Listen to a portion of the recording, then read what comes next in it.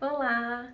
Hoje, no nosso estudo sobre como estruturar uma avaliação de tecnologias em saúde para incorporação de medicamentos, nós vamos trabalhar a nossa segunda etapa, que são a busca das evidências. No nosso último vídeo, a gente construiu a nossa pergunta PICO, eu dei um exemplo lá da foliculite, e a partir dessa pergunta que nós construímos, nós vamos para as bases de dados, que inclusive acho que eu comecei a comentar no vídeo anterior. As principais bases de dados na área da saúde que são utilizadas é o Lilacs, PubMed e Embase. E a Cochrane também. Então são 4 sites em que a gente entra, que tem a base de dados com todos os artigos científicos, e no caso da Cochrane também o registro dos ensaios clínicos que estejam em andamento, sobre os temas, né, técnicos científicos da área da saúde. Tem o Clinical Trials também, que eu já estava esquecendo, onde também temos os ensaios clínicos randomizados que estão em andamento.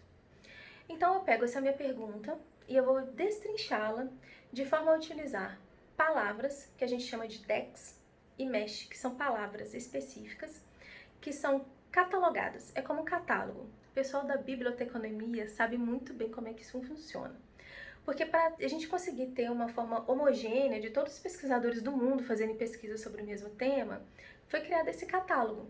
Então existem as palavras nos termos como elas devem ser descritas em português, em inglês e espanhol. E aí, a partir desse descritivo, né, que muitas vezes pode ser um pouco diferente até do que a gente fala ou escreve habitualmente, né? A partir desse descritivo, você vai construir a sua base de pesquisa dentro da página, seja do Lilacs, da PubMed. Então, por exemplo, nós falamos de hipertensão arterial.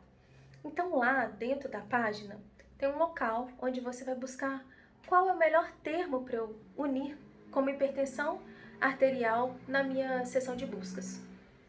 Então, por exemplo, lá vai ter o inglês, que vai ser hypertension, high pressure, as várias possibilidades de palavras que você deve buscar para poder encontrar a doença e hipertensão dentro daquela base de dados.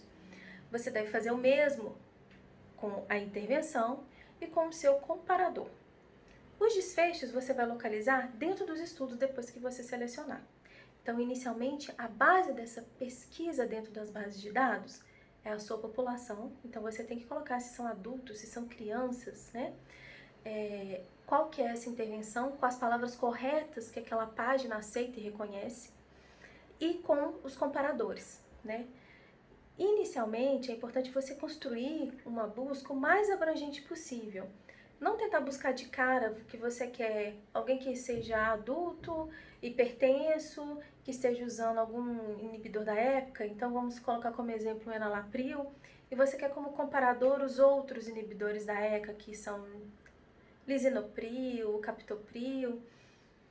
O ideal é construir de uma forma mais abrangente possível, que você consiga ver aonde que essa população está sendo estudada com esse medicamento enalapril, e pode ser até com comparadores diferentes do que você colocou na sua pergunta.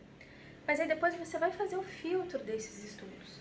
Você vai fazer essa pesquisa inicial, extrair esses dados das bases de dados e vai consolidá-los. Existem hoje vários softwares que são capazes de fazer isso, inclusive gratuitos, tem o Zotero, o Ryan, em que você une essas bases de dados todas dentro do sistema, onde você vai ver tudo que você tem, para poder retirar as duplicatas e depois selecionar artigos por artigos. Inicialmente a gente começa como nessa seleção, né? Nessa busca e seleção. Você lê o título, você lê o resumo. O título e o resumo respondem a sua pergunta? Se sim, você aceita.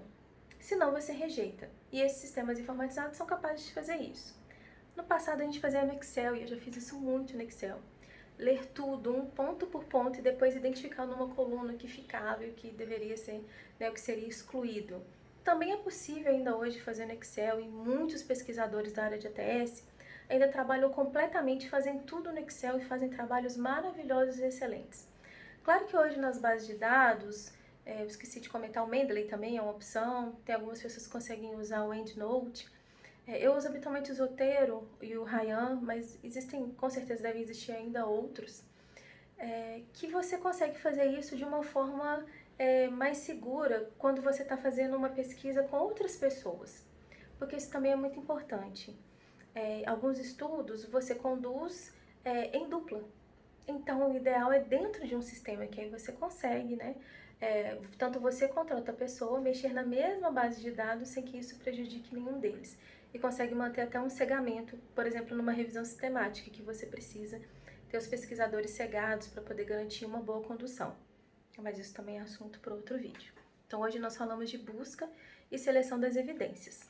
Como que você faz isso nas bases de dados. Agradeço a atenção e até o próximo.